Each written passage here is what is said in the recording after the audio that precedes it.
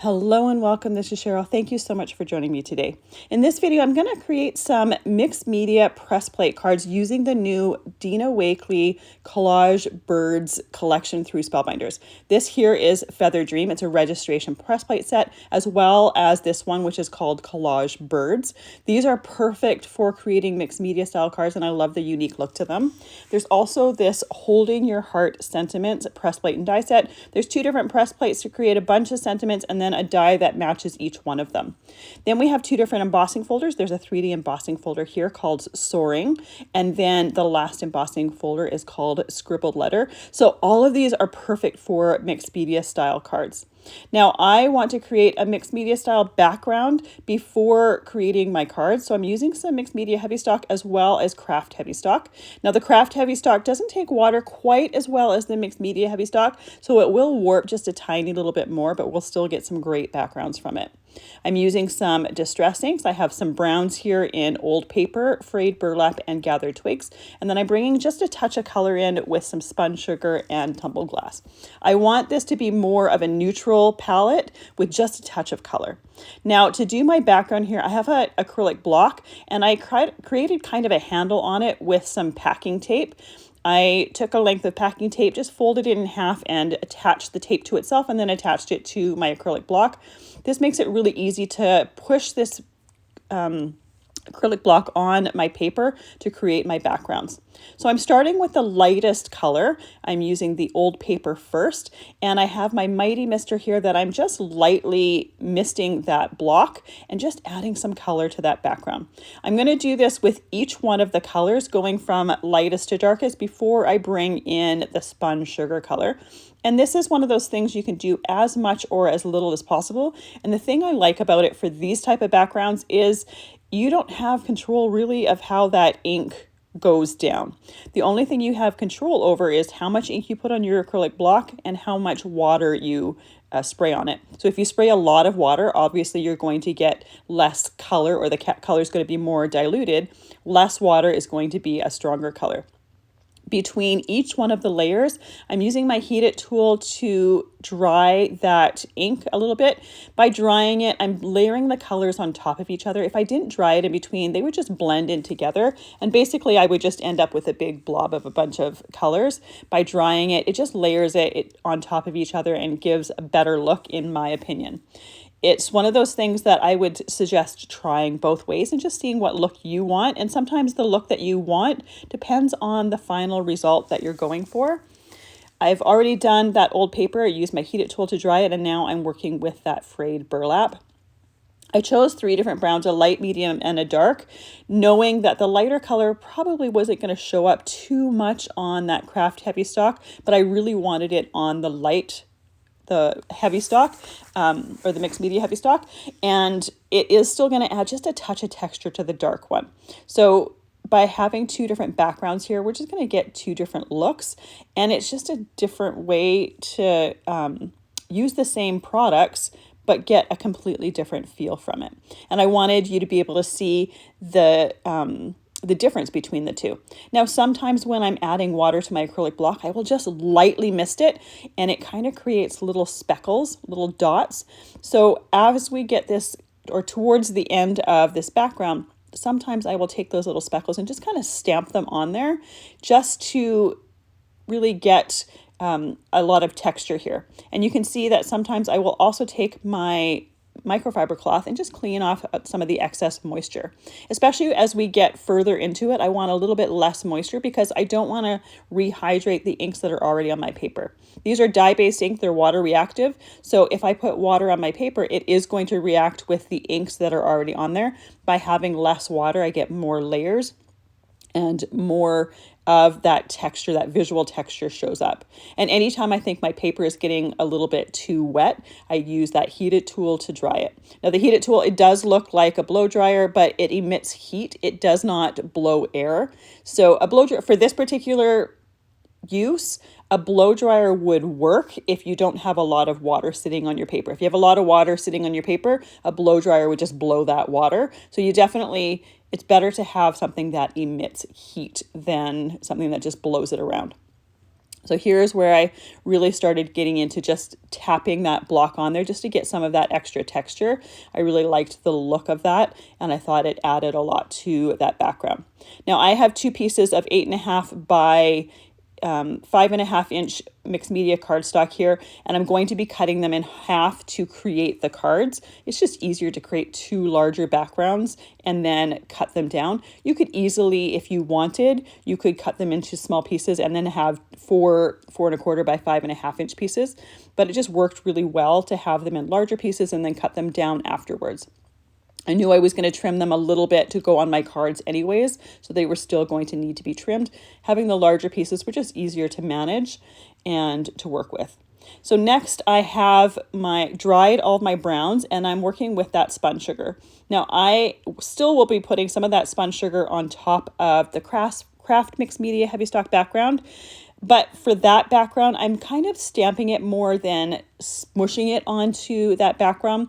Because that color is such a light color, I don't anticipate to see much of the actual color there. By stamping it, I do see a little bit more than if I were to just smush it or run it around the surface.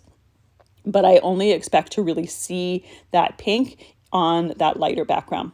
Once that's done, I'm going with the tumbled glass and I'm doing the same thing. And I'm trying to put those colors where the backgrounds are a little bit lighter. These colors are a lot lighter than the gathered twigs, which was the darkest brown. So there's not much point in putting it on top of the dark color of the background because we're really not going to see it there. So I'm putting it on areas that I think it's going to be visible. The only other things I'm doing is putting it in places where I just want a little bit of the speckled texture. I'm still not getting much of the color, especially on that darker background. But I do want to see a bunch of that texture because we're going for a mixed media look. Now I'm using an acrylic block here. If you have, say, a wood block, you probably could use that as well. You just want something that will hold the ink, hold the moisture on the surface, that you can transfer it to the paper. The reason I like the acrylic block is because I can see right through it. So if I'm seeing a little bit of texture on that block, I can see before tapping it onto my paper or smushing it onto my paper. I can kind of get a feel for how it's going to look. It's not going to look exactly because it really depends on how much water I have on there. But I do want to, pay attention to where that's going. And by having that acrylic block, it makes it really easy to do that. I'm regularly cleaning my surface to make sure I'm not getting contamination. And I cleaned my block regularly after using the brown, because anytime I went onto my paper with that block, with that pink or with that blue, I was still picking up some of that brown. So I didn't want to contaminate my pad. So I cleaned my block off each and every time. And I also made sure that there wasn't a bunch of moisture. I don't want to add a bunch of water or a bunch of diluted ink to my ink pads. I wanted to only use my ink pads to transfer ink onto those acrylic blocks. So once I have finished with those distress inks, I want to add a little bit of gold shimmer. So I'm using the Lisa Horton solid gold ink pad, doing the exact same process. The only thing I'm doing differently with this one is I'm trying to make sure not to use too much of that gold ink, just to have a little bit more control. I am a little bit heavier with it on the Kraft background because that background's a lot darker. I want to make sure that I'm able to see it, and it can also handle heavier ink than the light background. For the light background, I don't want to get too much of that gold on there. I want to still be able to see all that visual texture and all of those colors. Once I have this done, I'm going to once again use that heated tool and dry my backgrounds. I can also set them to the side to completely dry as well. It just really depends on whether you're wanting to continue right away or whether you have other things to do and you can let that dry naturally. You don't have to completely dry it with the heated tool. This just speeds it up a little bit. Now I'm using a heated tool here. I will bring in an embossing tool later on when I want to do some embossing, and that's going to be with the sentiments for the press plate. For the sentiment press plate set. The reason I have two different tools here, even though that heated tool will emboss, like heat emboss, it takes a lot longer because the heat from the heated tool is gentler than an embossing tool. For drying your backgrounds, you could use the embossing tool. You have to make sure that it's farther away from your paper because it is more of an intense heat. You have to be a lot more gentle with it and move it around a lot to make sure that you're not concentrating that heat in certain areas and drying out your paper too much, basically. So for my sentiments, I want to have sentiments on both the mixed media cardstock as well as the Kraft Heavystock. So I have a quarter sheet of the mixed media Heavystock, and I'm doing my plates or inking my plates with some Versamark ink, running them through my Platinum 6 machine for that pressure to press those sentiments in there. And then I'm going to heat emboss them with gold ink. I like the look of sentiments, heat embossed, press plate sentiments, heat embossed with different inks. In this case, gold ink. You could use that Lisa Horton gold pad to press with. However, I don't find that you get a nice, crisp, clear pressing with one press. And I think it works, like it does work with the BetterPress system, but I think it works better on plates that have a little bit more substance to them, a little bit thicker, a little bit heavier, like a solid image, that sort of thing. For sentiments themselves, you would have to press it several times, and it's just easier to use the Versamark pad and then use some gold powder. I prefer the look of it. I like the different texture you get with that gold powder, that raised embossed sentiment. So I prefer to do it this way. You could also just use regular ink if you wanted regular ink to it. That would work as well, as in regular ink as in BetterPress ink or Distress ink. I wanted my sentiments to be gold to coordinate with the gold different elements that I'm going to be using in these cards. And for instance, the gold that I have in the background, I wanted that to tie in. So once I have that first sentiment set done on the light cardstock, I'm doing it this exact same process on the Kraft Heavystock. The process is exactly the same. I did use embossing powder tool on both pieces of cardstock before pressing my images, especially because we're doing sentiments and they are fairly delicate. I wanted to make sure that that embossing powder was going to stick just to the Versamark ink as much as possible. Now, I still did need to use a fine brush to clean up some of the sentiments. And part of the reason is these sentiments have a period at the end. And for some of them, it was hard to differentiate between the period and the last letter. When I did my first set of sentiments, I thought I had over inked my pad. And it turned out that the embossing powder was sticking to both the last letter as well as the period. I cleaned it off of the second one and it looked a lot better, a lot cleaner by doing that. So I always recommend having a fine brush in order to clean up your sentiments. That way you can use as many sentiments as possible. Any of the ones that weren't totally clean, I didn't bother using because I wanted to be able to read the sentiments on my card. Now, the dies for these are really cool because they are strip dies, but they have like a ragged edge on it. Kind of looks like a torn piece of tape almost. So they've got a really unique edge to this. Now, for this first background here, my sentiments are just slightly too close. So when I go to die cut my second sentiment or second set of sentiments, there is one or two that already have a little nip cut out of them from that first die cutting. I fixed the placement of the dies for the second one because one of the press plates was a little bit crooked on my BetterPress system. So I don't have that issue with the second one.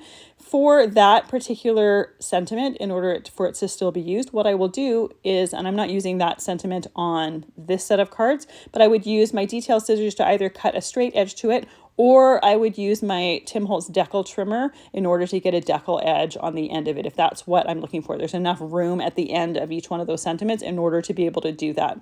So if you have that same issue that I do, and there's the one right there is that particular sentiment, and I think it actually only happened with that one, that's an easy way to fix it. So your sentiment is not completely, or you don't have to throw away that sentiment. You can still absolutely use it because you still have that full sentiment there.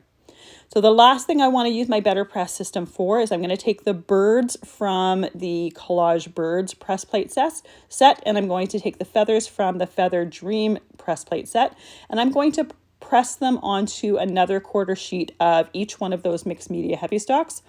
I am using the Spun Sugar ink on the birds and feathers for the first one for the light background. And then I'm going to use the Tumbled glass on the Kraft Heavystock, because you're not going to see the Spun Sugar on the dark one anyways. You can even see from that first pressing how light it is on that particular background.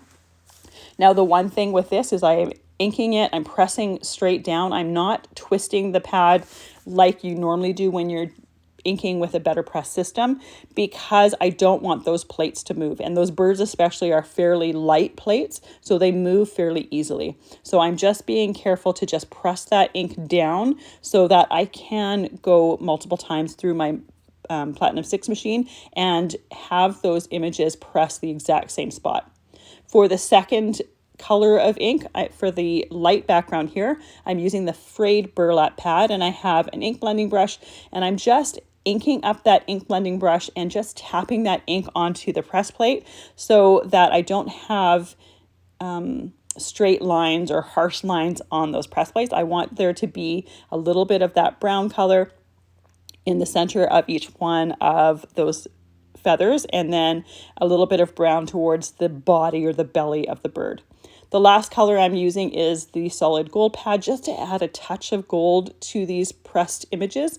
And I'm doing those just over their brown area, just towards the center part, trying not to completely cover that brown, but just adding that little bit of gold shimmer that's going to tie in with the gold on my background, as well as the gold in the sentiments. So I did that a second time, the gold. For the brown, I didn't find that I needed to do it a second time. But each time I'm doing this, I'm looking at each one of those pressings to see if I need to do a heavier amount of whichever color I just did. Now I want to do the exact same thing with the Kraft Heavystock, but this time I'm going to be using the Tumbled glass ink as my first color. I do want to make sure that I have completely cleaned off each one of my plates, so I just used a damp microfiber cloth in order to do that. You don't need to use anything special for cleaning up any of these inks. They will all clean up with just water. So by having them nice and clean, when I go in and I ink these plates with that Tumbled glass, I'm not getting remnants of the brown color that I used or that gold ink on my Tumbled glass plate. I'm starting with clean plates, Tumbled glass pad. I'm starting with clean plates, and I am not contaminating anything.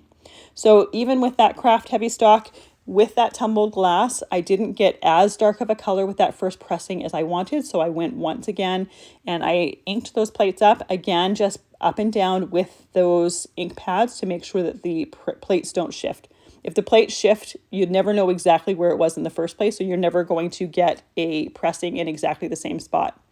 For this darker cardstock, I'm using the Gathered Twigs as the brown on here because I wanted to make sure that it was very visible and that you could easily see it. So I did the same method as the first pressing with the images.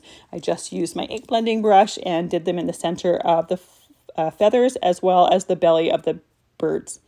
Then I'm doing the same thing with that gold and putting that just a little in the center of the brown areas. So you still see those brown areas. It's not completely covering it, but when you tilt those pieces in the light, you just get a beautiful shimmer from the gold. For this particular one, I didn't need to add a second pressing with that gold. It was enough with that first pressing.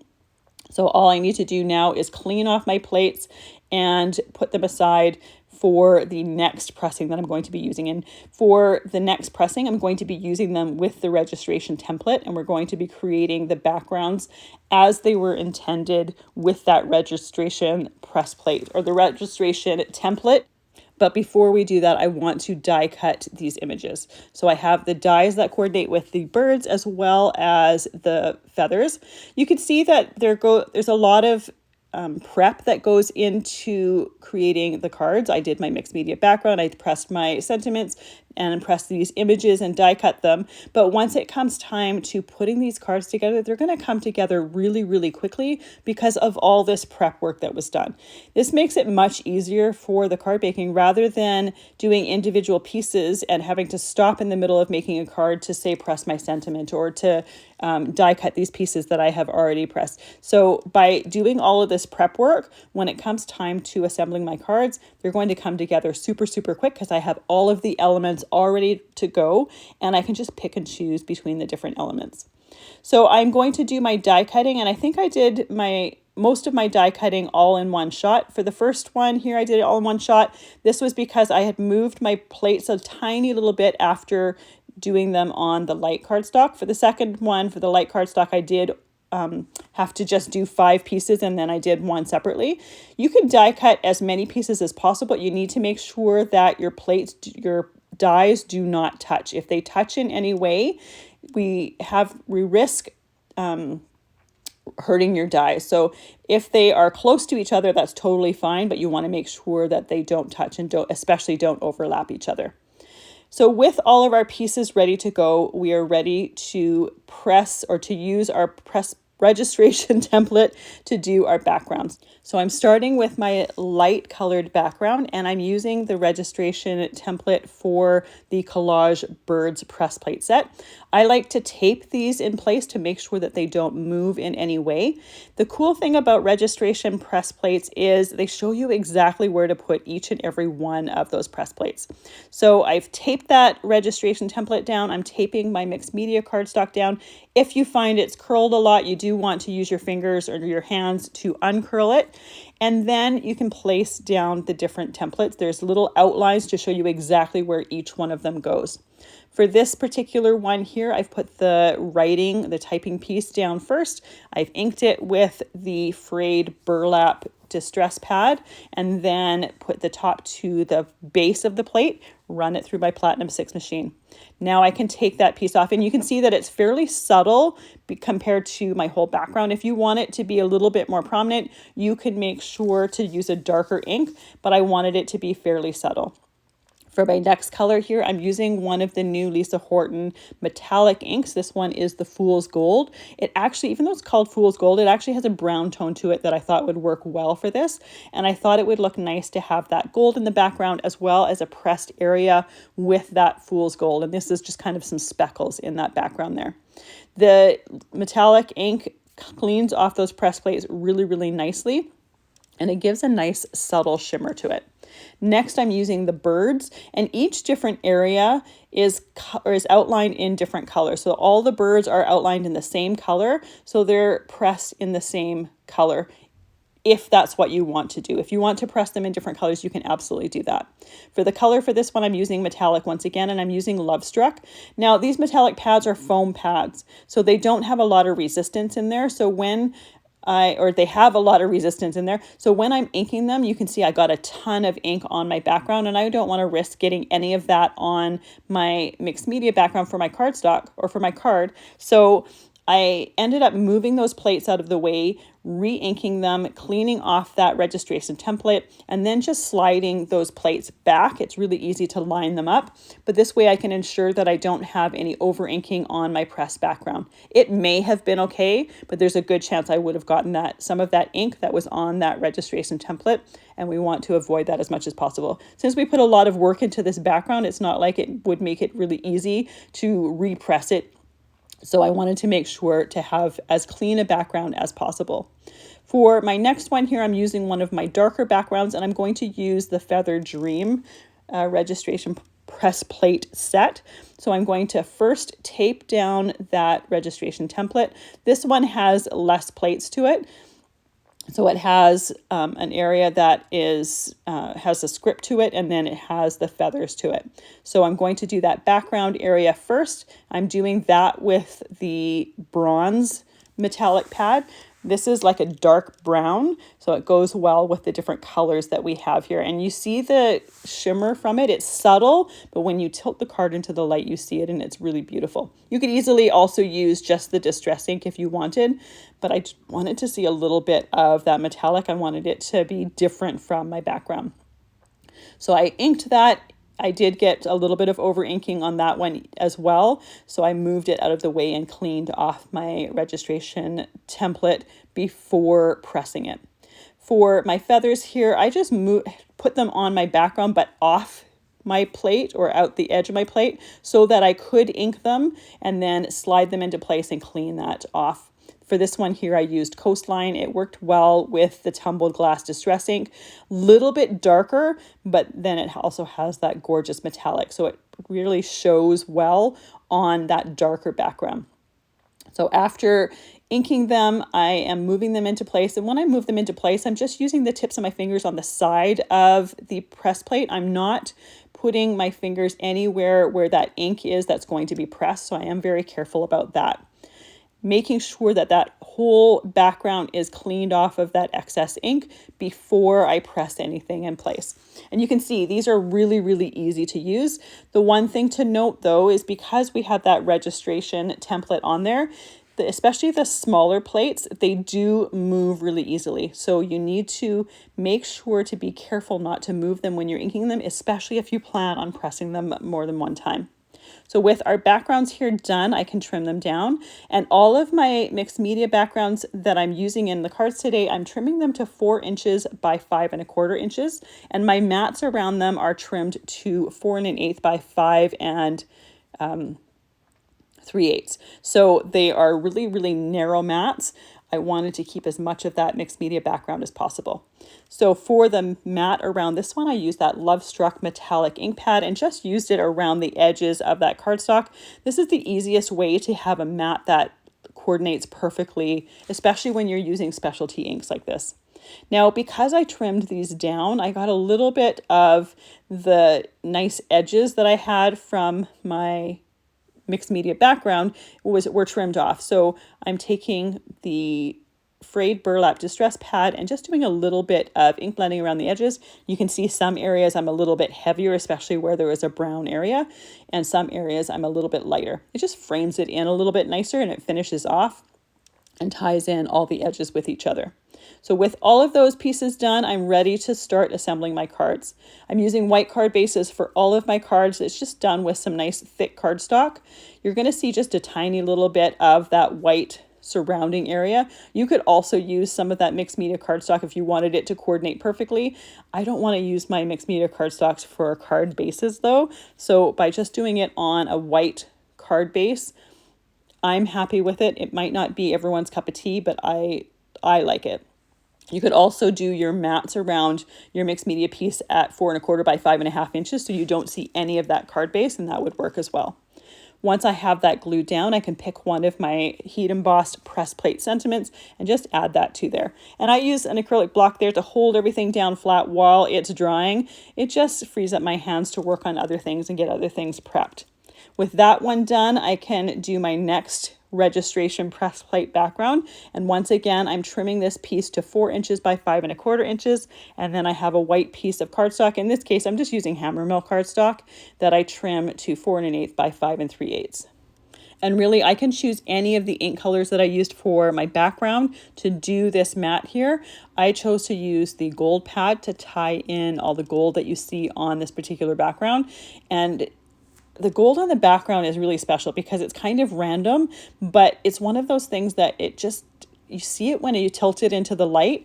And sometimes for mixed media, you don't necessarily expect there to be any metallic inks. So there is that little bit of gold on the background. And then there's also those metallics that we pressed for the image. So we've got that script background that's got that bronze metallic and the coastline metallic for the feathers. And once again, you see just a little bit of that when you tilt it in the light. Now, full disclosure, I had intended while creating these cards to add some gold splatters using the Spellbinders watercolor mixing set. Not for these registration press plate backgrounds, but for my next backgrounds. And I completely forgot to do it. I just got totally engrossed in putting the cards together that I totally forgot that I had planned to do that and forgot that step. But it would be a great addition to some of the backgrounds, especially the ones where I'm using die cuts on top of the background, because you wouldn't get any of those splatters on those pieces. I wouldn't do it on the registration background simply because you would get those splatters on top of that, and I think it would interfere with the image, but it's also an option. So I just wanted to share that as an idea that I had intended to do and completely forgot. For the sentiment for this one, I chose one of the ones done on that Kraft Mixed Media Heavystock. I ink blended around it with that Gathered Twigs Distress ink, and then just took that coastline pad and just rubbed the edge of that sentiment in that coastline pad so we get a tiny little bit of that blue framing that sentiment, and it coordinates beautifully with the coastline feathers that are on the front there. So for this next one here, I'm using the Soaring 3D embossing folder. So I'm doing this in my Platinum 6 machine. I'm following the instructions for embossing with a 3D embossing folder, and I am doing this on my light mixed media background. So this is going to add just another layer of texture to it by having the texture from, or the visual texture from, the inked background as well as the embossing on there. I took that gold ink pad and just lightly rubbed it on top of that embossing there. It doesn't necessarily have to have gold on all of it because mixed media isn't perfect. So we don't need that inking to be absolutely perfect. Now, again, these metallic pads are foam pads, so it would be really hard to press, or really easy to press too hard on it and get too much ink. It's much better to be very light-handed with it and want to do another layer light-handed and add a little bit more ink than to get it too heavy the first time. So this is once again trimmed down to 4 inches by 5 1/4 inches. My white piece here is trimmed to 4 1/8 by 5 3/8. And not only did I use that gold pad around or on top of that embossing for that mixed media background, I also rubbed it around the edges. For my mat, because I had already rubbed the gold on my mixed media piece, I just used that frayed burlap on top of that hammermill cardstock for the mat around there. You could easily use brown cardstock as well. This is just easier than going and trying to match a cardstock color. I do this often. If you've ever seen any of my videos, you'll see that I do this often. It just creates a perfect mat that coordinates perfectly. And often light cardstock or white cardstock, you can get it fairly inexpensively compared to some colored cardstock. So it's an easy way to stretch your colored cardstocks a little bit. For this one, I want to put some of those die cuts that were created on there. So I'm going to use the birds on this one because we have that light background. And because this Soaring 3D embossing folder has some birds flying on it, I thought it tied in nice and well. So I chose one of the sentiments, and then I'd like to use my acrylic block to figure out exactly where I want to place things. It makes it really easy to do because you can see exactly what it's going to look like on the background of your card.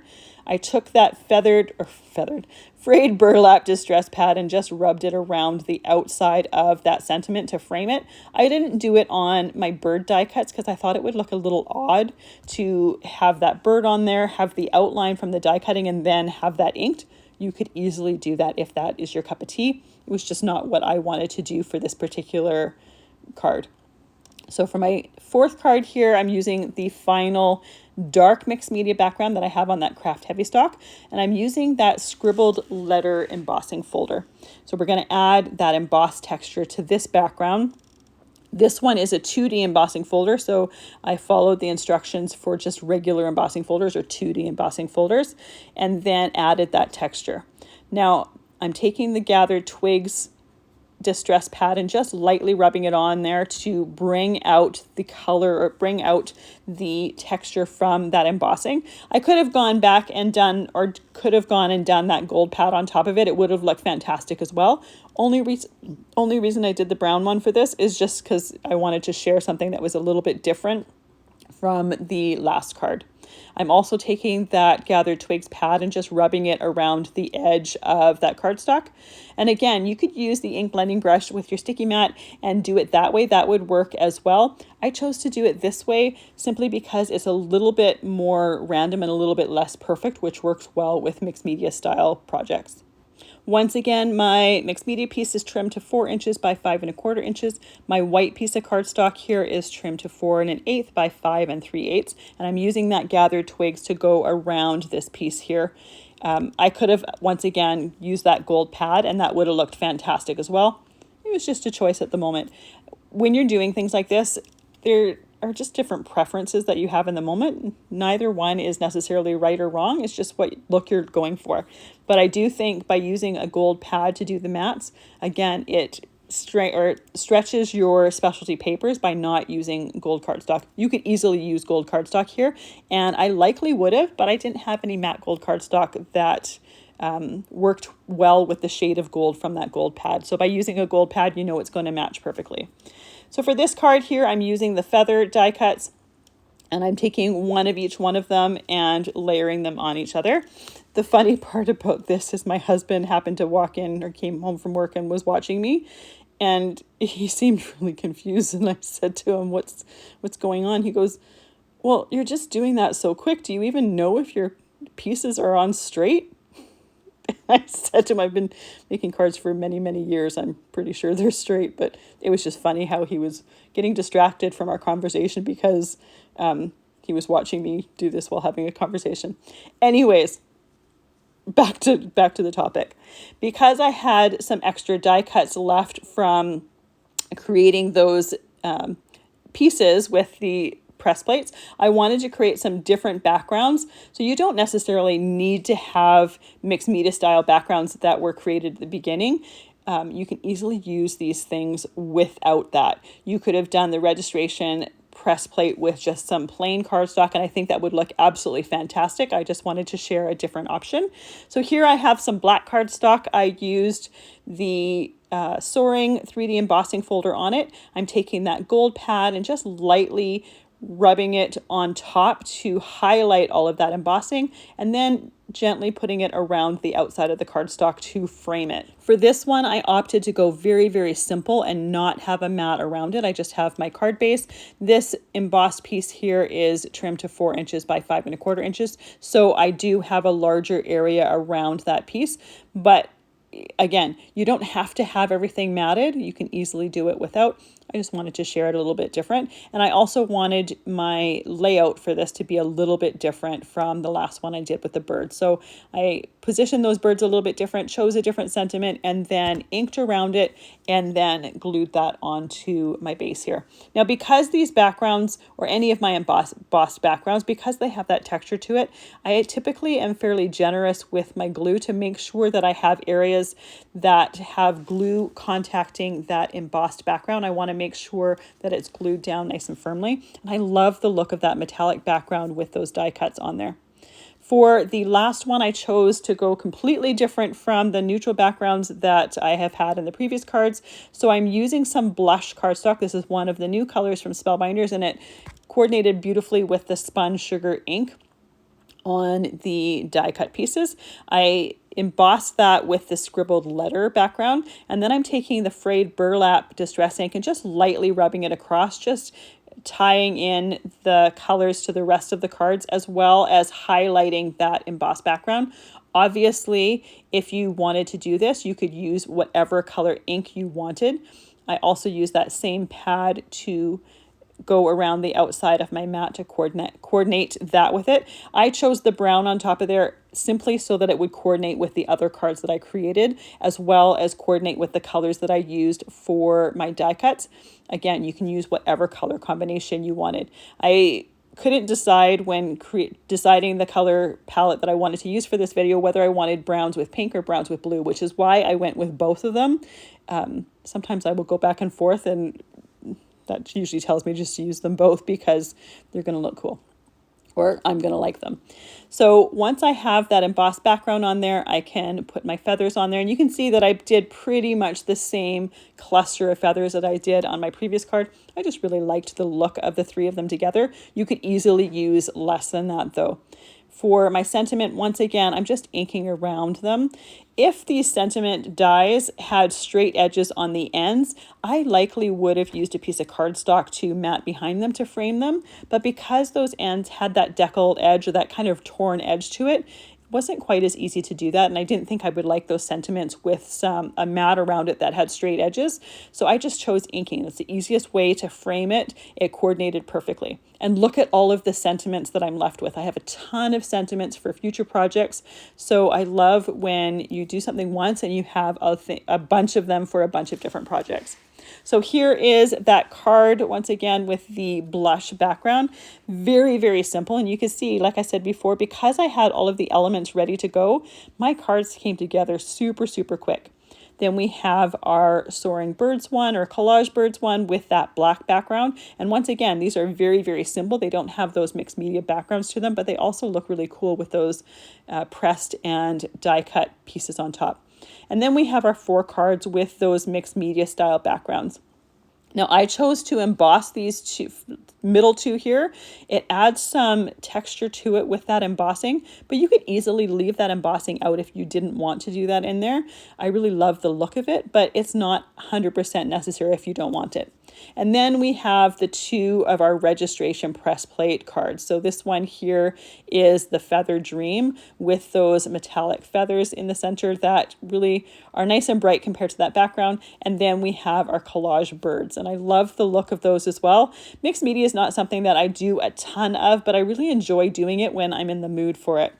I hope you enjoyed watching me play with this collection. It was so fun to play with. Thank you for all the time that you spend with me. I really appreciate it. Have a fantastic day.